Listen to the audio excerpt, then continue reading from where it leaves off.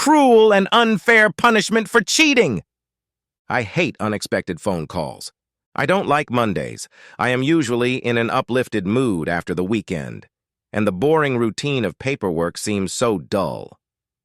My wife, Kate, called during lunch to see when I would be home. She was out shopping and wanted to be home when I arrived.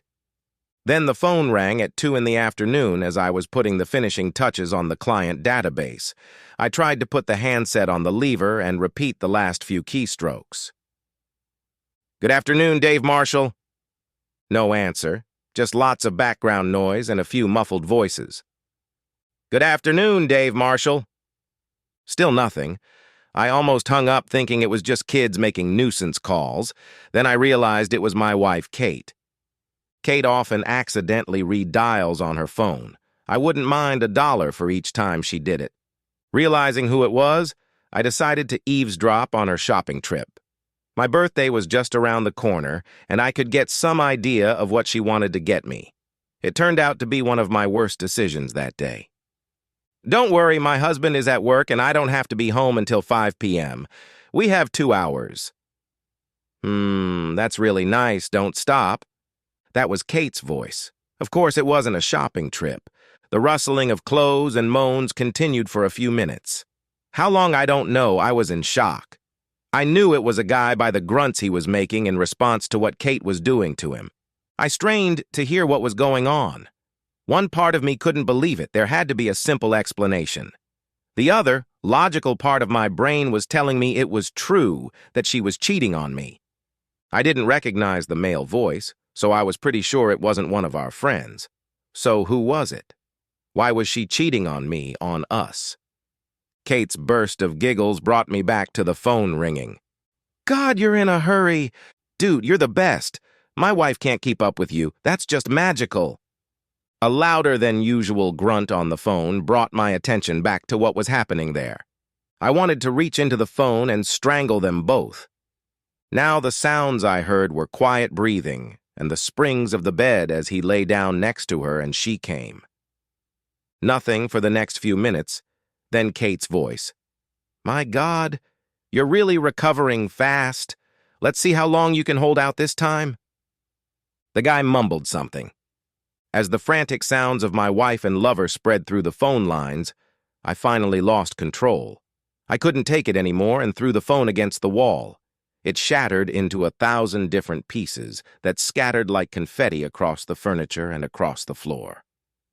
For the next hour, I sat there in abject despair, tears streaming down my cheeks. I wrapped my arms around my head and wept for what I had lost. How could she have done this? She never said she wasn't happy with our lives. How long had she been doing this? Was I getting sloppy seconds, and from whom? My marriage was falling apart. She wanted someone else. I, on the other hand, could never share her. I loved her too much for that. I would never be a cuckold. I felt humiliated as a man and as a lover. Her comments made me feel inferior, and it made me even angrier. I decided I would go home, talk to her about it, then pack my bag and leave. Thank goodness we didn't have children. We hadn't been married long enough to have a lot of stuff, so it wasn't hard for me to pack. The house was rented and the furniture was mostly hers. My heart was broken at what I had lost, but I knew I had to be strong to confront it. I gathered my wits, then cleared my desk, getting ready to leave. Just as I was packing my briefcase, there was a knock and my secretary walked in. She stopped and stared at me with my red, puffy eyes. After looking around the room, her gaze stopped on the broken phone. Worry and concern flashed across her face before she continued what she had come to do. "Dave, are you okay? Can I get you anything?" Shaking my head, I whispered, "No, I'm fine. I'm leaving a little early today. I have some private matters to take care of." "Okay, before you go, talk to your wife on the phone in my office. She couldn't get through on your private line." She glanced again at the broken phone, scattered in tiny pieces across the red carpet. "My wife? I don't want to talk to her." My voice went up 2 levels as my anger rose to the surface. "Tell her I'll see her later." The poor woman looked like she had swallowed something nasty while mulling over my angry response. "I'm sorry," she said. That's what you'd say, but I have to tell her it's urgent, and that if you don't answer the phone, don't bother coming home. This cheating fool demanded that I talk to her. Well, I will, but on my terms. I'll soon let her know that she'll be the one on her ear, not me. Rushing past the receptionist, I grabbed her phone and pressed the flashing red button on line 2. What? Is that a thing? Dave, just calm down and listen and I'll explain everything. My anger was uncontrollable, but I figured I'd give her enough rope to hang herself and then let her know I heard everything. Okay, explain. Oh, you did. Now I know you're mad, but you hung up on me a little sooner than I thought. I thought you were going to try to tape what I was doing so you could let me hear it later. Well, never mind. I cut her off. Did you know I was listening? Did you do it, knowing I could hear what was going on? Well, of course I knew, after all. I dialed the number and waited for you to answer before we started. Now I know this is confusing, so let me set the record straight. First, I know about your little affair with Debbie, and I know it's over. It was just so you knew that both could play. Now you understand the pain I felt when I found out. I was stunned.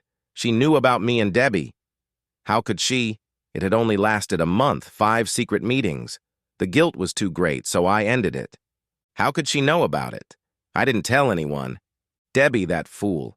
It was all her doing. Debbie was upset that I broke up with her. Did she tell Kate? It was the only plausible answer I could come up with. Dave? Dave? Are you here? Yeah, I'm here. My anger subsided a little, and my voice was almost back to normal.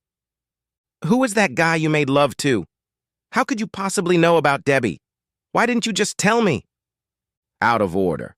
First, Debbie was a little pissed off that you dumped her and called me with all the racy details. I'm sure she exaggerated a bit, but it was enough that I knew you were having an affair. Why didn't I tell you? Well, I thought the way I chose was more weighty.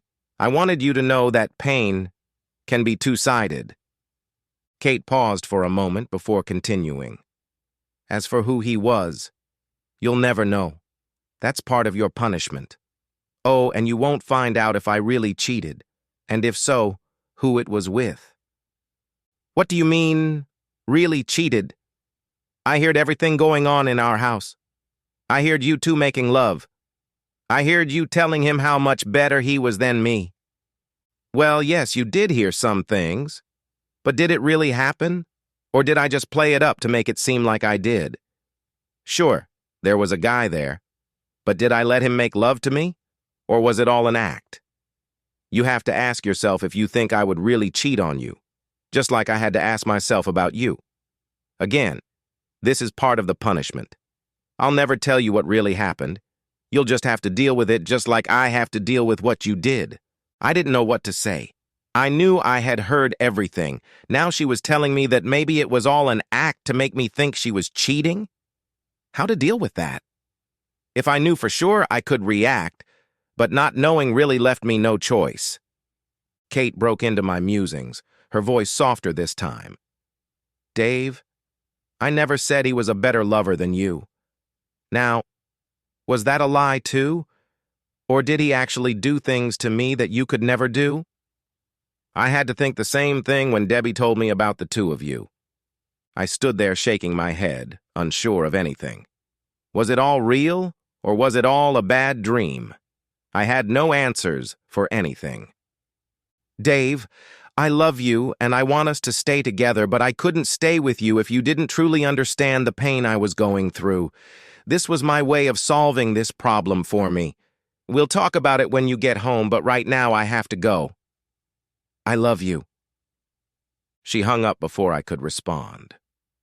What could I possibly say? Later we did talk. I explained everything I'd done and why. She cried a lot and then told me that she could get over it if we were both true to each other from now on. She never told me if she cheated on me or not. I begged her to tell me the truth so I could get past it, but she said it wasn't the right time. 6 months later, things were getting worse and worse. I couldn't get it out of my head, and it seemed like we were going to break up.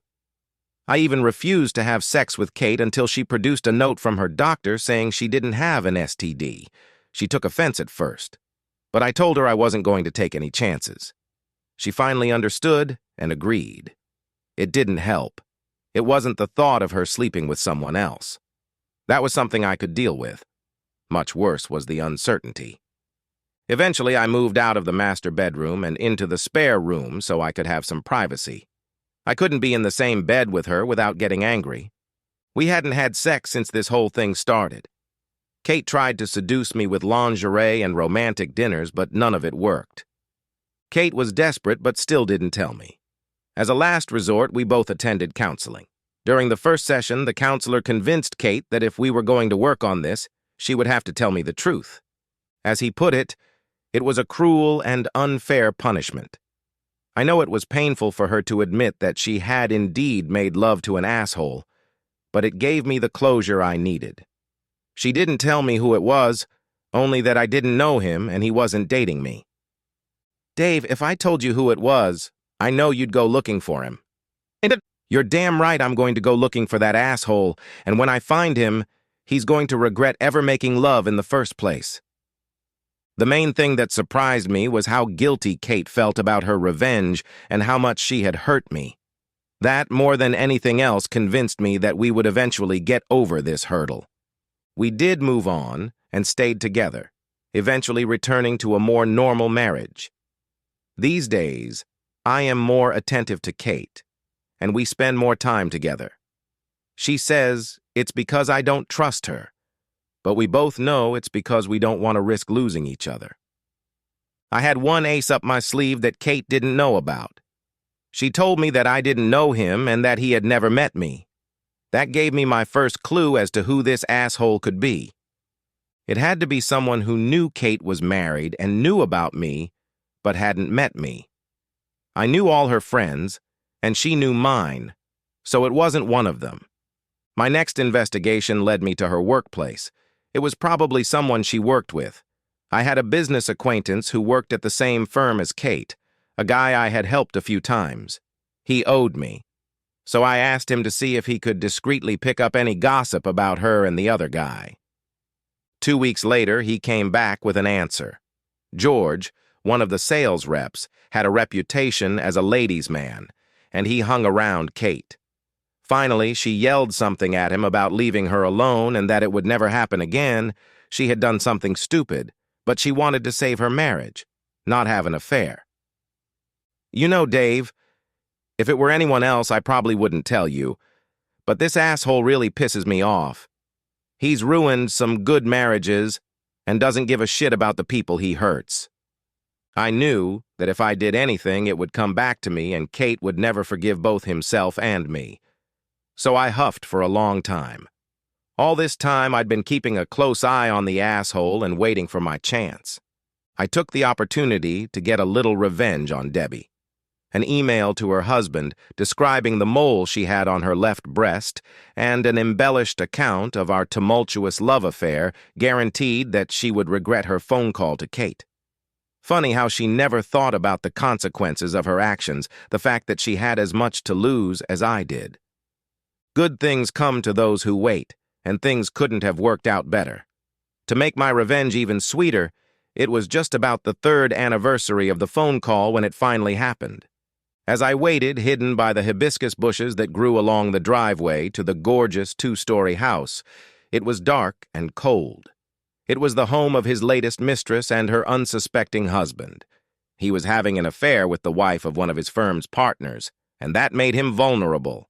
I knew I was perfectly safe, he'd never met me, plus I wore a balaclava to hide my face. The cold penetrated me. To distract myself, I ran the plan through my head again. Wait until he passed me on the way to his car, park it on the street. Quickly get out and grab him by the shoulder. Turn him around, then punch him once in the stomach and once more in the face. After that, it would depend on his reaction. I fumbled for a piece of crumpled paper in my jacket pocket. It reassured me that everything was okay. Anger never really left me, and just thinking about this asshole reignited that anger. At least it warmed me up, chasing away the cold. The partner was in a late meeting, and when he got home, he found George beaten, bleeding, and tied up in the driveway. A printed note pinned to his shirt told of George's affair with his wife and several other women, all the affairs the asshole had had over the last year, all of them named. I stuffed all the clothes and shoes I wore into 5 different dumpsters across town. George found himself out of a job. The police had plenty of suspects among the husbands of other women, but they didn't get to me. It got into the daily papers with pictures of him being put into an ambulance. You can't keep something like that a secret. And with all the publicity, his wife found out all about it and divorced him. Kate kept quiet all week, but finally told me about what had happened to George. I asked her if he was the guy she'd gotten involved with, and she finally admitted that he was. Somebody beat him up pretty good. Too bad it wasn't me. Well, I'm glad it wasn't you. I'd hate to lose you now that we've finally worked things out. Kate curled up next to me and kissed me gently on the lips. I smiled. One part of the smile was meant for her, the other part for the secret I was keeping. I screwed up big time and I paid for it. I'd finally paid it off. Now I could move on with my life. The end? Subscribe to my channel. Thank you.